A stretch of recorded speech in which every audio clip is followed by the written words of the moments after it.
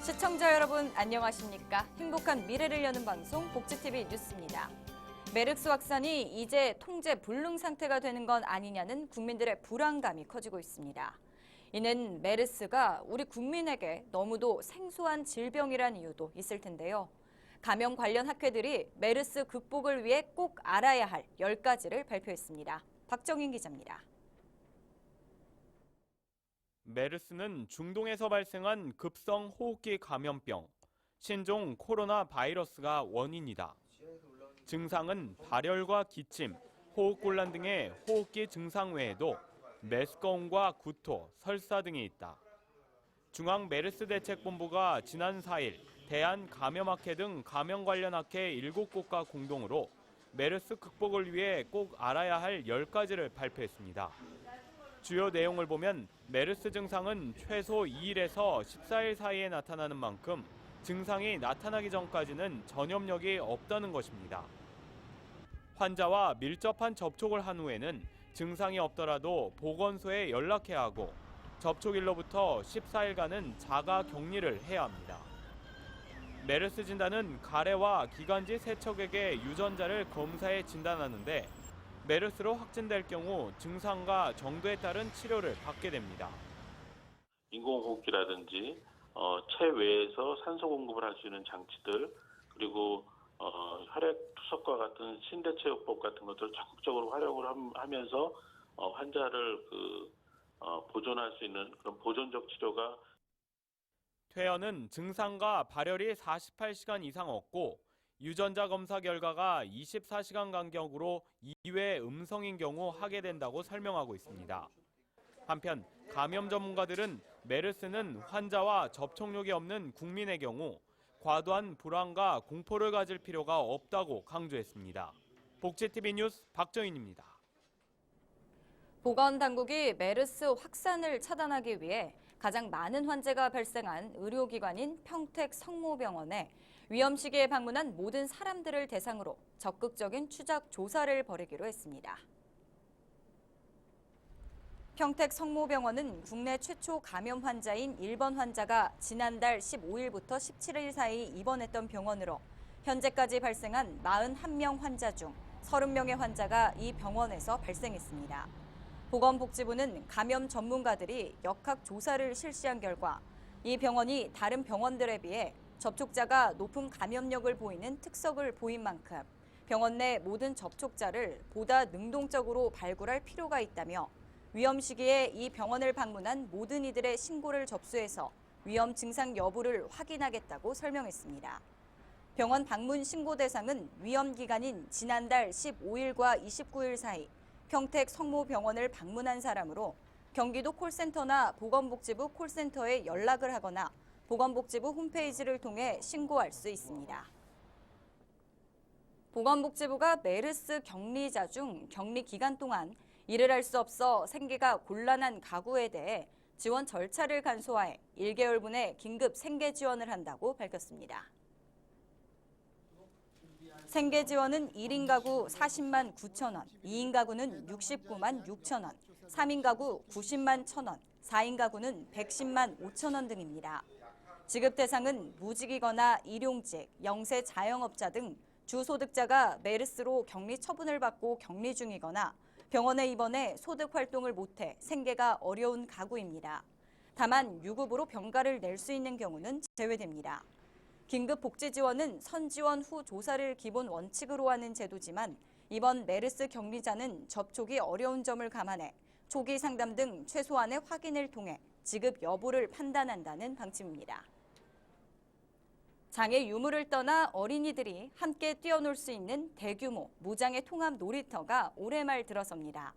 이에 통합 놀이터의 설치와 활용 방안을 모색하는 자리가 열렸는데요. 정유림 기자가 다녀왔습니다. 놀이 주체에 있어 비장애 어린이에게 편중됐던 기존의 놀이터. 과연 모든 어린이들이 함께 뛰어놀 수 있는 놀이터는 없는 것일까? 이를 논의하는 세미나가 지난 4일 서울 여의도 이룸센터에서 열렸습니다.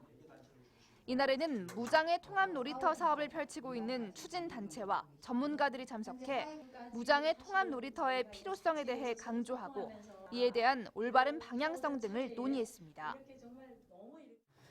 그리고 기존의 장애 아동하고 놀이를 연결을 하면 보통 재활 교육이나 치료적인 접근으로 많이 놀이들을 생각을 하시는데 저는 장애 아동의 놀 권리에 대해서 고민하면서 좀 더 폭넓은 시각으로 바라봐야 한다고 생각을 합니다. 이날 사업 추진단은 통합 놀이터 매뉴얼 연구와 함께 10월께 본격적인 놀이터 시공에 들어간 후 올해 말까지 어린이대공원에 약 2,800제곱미터 규모로 무장의 통합 놀이터를 설치할 계획이라고 밝혔습니다. 이것을 통해 사회인식을 변화시켜서 단지 어린이대공원에 만드는 것이 아니라 정말 우리나라의 놀이터가 다 자연스럽게 통합 놀이터로 변화할 수 있는 하는 변화의 촉진제가 됐으면 좋겠다 하는 것이 또 하나의 사업 목적입니다. 그리고 한편 이번 무장의 통합 놀이터는 모두가 함께 즐길 수 있는 통합을 기조로 추진되며 참여 디자인 프로그램을 도입해 장애, 비장애 어린이와 학부모, 교사 등 이해관계자의 의견을 설계에 적극 수렴한다는 방침입니다. 복지TV 뉴스 정유림입니다. 싱겁게 먹는 것이 몸에 좋다는 것을 알면서도 짜게 먹는 어르신들 많으시죠? 경기도가 짜게 먹는 식습관을 개선하기 위해 어르신 요리 경연 대회를 열었습니다. 김소영 기자입니다. 호박과 버섯, 양파 등 각종 야채를 썰고 고기도 오물조물 간에 맞게 버무립니다. 구수한 찌개와 고기를 볶는 냄새로 가득한 경연대회장. 각종 신선한 재료와 다진 마늘, 고추장, 된장 등 고유 양념을 섞어 새로운 요리로 탄생합니다. 할머니들뿐만 아니라 할아버지들의 능숙한 요리 솜씨도 돋보입니다. 경기도가 어르신 요리 경연 대회를 실시했습니다. 경기도가 추진 중인 몸에 좋은 도민 건강 밥상 만들기 사업의 하나. 각 경로당에서 2인 1조로 19개 팀이 참가했습니다. 참가자들은 지난 3월부터 나트륨 섭취량 줄이기와 저렴 레시피와 같은 식습관 개선 교육을 받았습니다. 저렴식이라고 생각해요. 우린 좀 짜게 먹잖아. 그러니까 우린 짜는 거 좀 항상 그냥 싱겁게. 50분간의 짧은 경연이 끝나자 심사위원들이 맛을 보고 염도를 측정하며 저염식인지 그리고 소화가 잘 되는지 등 기준을 토대로 평가에 나섰습니다. 이번 대회의 수상은 평가 항목을 고루 충족한 안양 석수연대 경로당 등 4개의 경로당에 돌아갔습니다. 예전에는 좀 짠 음식을 많이 드셨는데 이 교육을 통해서 건강한 좀 더 싱겁고 그다음에 영양이 많은 그런 음식을 만든 게 오늘의 개선점이라고 볼 수 있습니다. 건강밥상 만들기 사업은 어르신과 임산부를 대상으로 식습관 개선 교육을 9월까지 실시합니다. 복지TV 뉴스 김소연입니다. 요즘 어린이들도 달고 짠 자극적인 음식 좋아하는데요. 올바른 식생활을 익힐 수 있는 뮤지컬이 인기입니다. 정유림 기자가 소개합니다. 몸을 앞으로 세우고 집중하는 어린이들. 배우들의 몸짓과 대사에 눈을 떼지 못합니다. 배우들이 어린이들에게 질문을 하면 열띤 호응으로 화답합니다. 여러분! 손은 하루에 한 번만 씻어도 되죠? 지난달 5월부터 경기도를 순회하며 어린이들에게 자연스럽게 식품 안전을 배울 수 있도록 기획한 식품 안전 뮤지컬 꾹꾹이 왕자와 세균 몬스터입니다. 아이들이 좋아하는 캐릭터가 몸에 좋은 음식이 무엇인지 알려주고 손 씻기 6단계를 함께 따라합니다. 재밌었어요. 손 씻기 열심히 할 거예요. 친근한 캐릭터와 쉽고 신나는 노래를 통해 어린이들이 자연스럽게 불량식품을 멀리하며 식품 안전을 배울 수 있습니다. 이제 어린이집에서 할 때는 이론 교육 위주로 했는데 이제 뮤지컬을 통해서 아이들이 실제로 저러면 안 되는구나. 뮤지컬 후에는 배운 내용을 직접 실습해보는 손 씻기 체험과 음식 속 나트륨을 비교해 올바른 음식을 먹으면 건강한 체형, 나트륨 함량이 높은 음식을 먹으면 비만이 될 수 있다는 것을 포토존에서 체험합니다. 어린이 눈높이에 맞춘 노래와 이야기를 통해 건강한 식습관을 자연스럽게 배울 수 있는 꾹꾹이 왕자와 세균 몬스터는 오는 11월까지 31개 시군을 순회하며 공연합니다. 공연은 전화를 통해 신청하며 선착순으로 무료로 관람할 수 있습니다. 복지TV 뉴스 정유림입니다. 은퇴 후 활기차고 행복한 삶을 위한 2015 국제 액티브 시니어 앤 웰다잉 페어가 경기도 일산 호수공원에서 열렸습니다. WBC 복지TV와 하우엔딩이 주최한 이번 행사는 은퇴 후 제2막을 위한 인생 설계부터 여가생활, 건강, 장래 문화를 설계하는 전시 및 체험 공간으로 구성돼 펼쳐졌습니다. 이와 함께 건전한 장래 문화 발전을 위한 중장기 장사 정책 방향과 장사시설 제도의 개선 과제를 논의하는 세미나도 열렸습니다.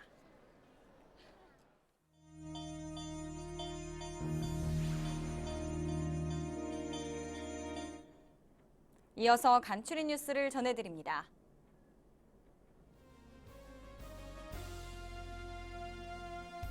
서울지방변호사회와 한국장애인법연구회, 한국장애인단체 총연합회가 법을 통한 평등 실현을 주제로 오는 12일 서울 여의도 이룸센터에서 국제 심포지엄을 엽니다.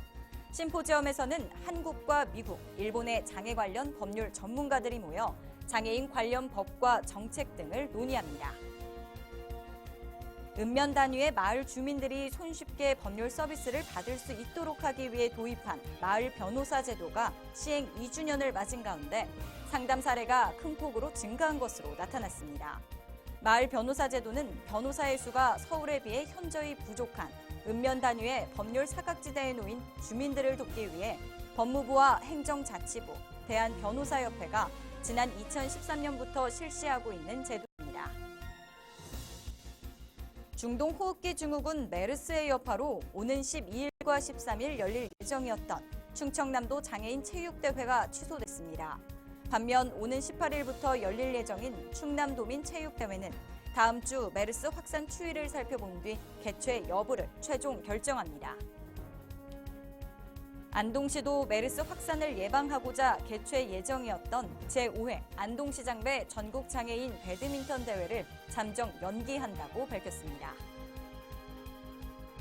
지난 3일 부산시민공원에서 농인과 가족, 수화통역사 등 700여 명이 참가한 가운데 제19회 농아인의 날 행사가 개최됐습니다. 농아인의 날 행사는 부산에 거주하는 농인들의 자긍심을 고취시키고 농인에 대한 사회 인식 개선과 관심을 증진시켜 삶의 질 향상을 도모하고 완전한 사회 통합 실현을 목적으로 매년 열리고 있습니다.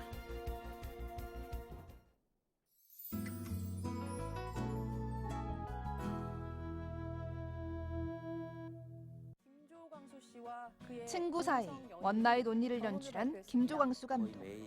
9년지기 연인 김승환에게 프로포즈를 한 후 공개 결혼식을 준비하지만 주변의 시선부터 사사건건 말다툼을 하게 되는 연인과의 관계까지 어느 것 하나 쉽지가 않은데 김조광수 감독과 그의 연인 김승환의 결혼 과정을 담은 웨딩 로맨스. 결혼을 준비하며 벌어지는 커플 사이의 사소한 다툼과 문제를 현실적으로 보여주며 영화의 재미를 배가시킵니다. 지현 씨한테 어떤 걸 하나 제안하고 싶어요. 믿었던 친구에게 배신당하고 사채업자들에게 쫓기며 하루하루 희망을 잃어가던 지연. 그런 그녀 앞에 젊고 유능한 비서 성렬이 나타나 그녀의 인생을 바꿀 거대한 제안을 하게 되는데 죽었어요. 임수정의 3년 만의 스크린 컴백작 은밀한 유혹. TV와 영화에서 모두 사랑받고 있는 유연석과 임수정이 완벽한 범죄 커플 호흡을 펼치는데요. 탄탄한 이야기와 긴장감 넘치는 전개로 범죄 멜로의 묘미를 선사합니다. 엄마와 딸의 절절한 이야기를 담은 연극 친정엄마가 8월 말까지 대학로 예술마당에서 펼쳐집니다. 장애인과 국가유공자는 할인 혜택이 있습니다. 1986년 영국 웨스트엔드에서 초연된 뮤지컬 체스가 7월 중순까지 세종문화회관 대극장 무대에 오릅니다. 장애인과 국가유공자는 할인 혜택이 있으며 공연장에는 휠체어 전용석과 장애인 화장실이 마련되어 있습니다. 영등포 문화재단이 6월 문화가 있는 날 특별 프로그램 추가열의 힐링 토크 콘서트를 개최합니다. 공연은 오는 24일 오후 2시 영등포 아트홀에서 열리며 문화가 있는 날 할인 혜택이 적용됩니다. 공연장에는 휠체어석과 장애인 화장실이 있습니다. 이야기가 있는 시간, 오늘의 영상 함께 보시죠. 자판기를 통하면 한 장의 이유료. 우리 돈으로 2,400원에 구입할 수 있습니다. 자판기에서 티셔츠를 구입하려는 사람들은 티셔츠를 만들기 위해 매일 16시간 노동을 하며 대가로 시급 140원을 받는 어린이들의 모습을 보게 되는데요.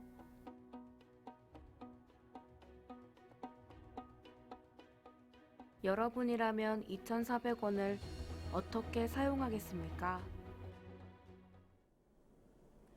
최신 유행의 의류를 저렴한 가격에 빠르게 구입할 수 있는 패스트 패션. 우리나라에서도 인기인데요. 하지만 패스트 패션 뒤 숨은 저개발 국가 아이들의 불공정한 현실. 패스트 패션이 그저 반가울 수 없는 이유입니다. 행복한 미래를 여는 방송 복지TV 뉴스를 마칩니다. 시청해주신 여러분 고맙습니다.